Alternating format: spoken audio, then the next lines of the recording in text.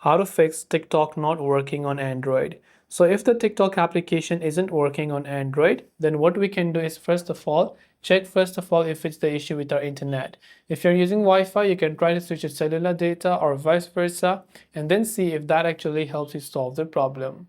If that doesn't help you solve the problem, if you're using TikTok, then open the TikTok application, tap on a profile page, then tap on these three lines from the top right hand side and go to settings and privacy.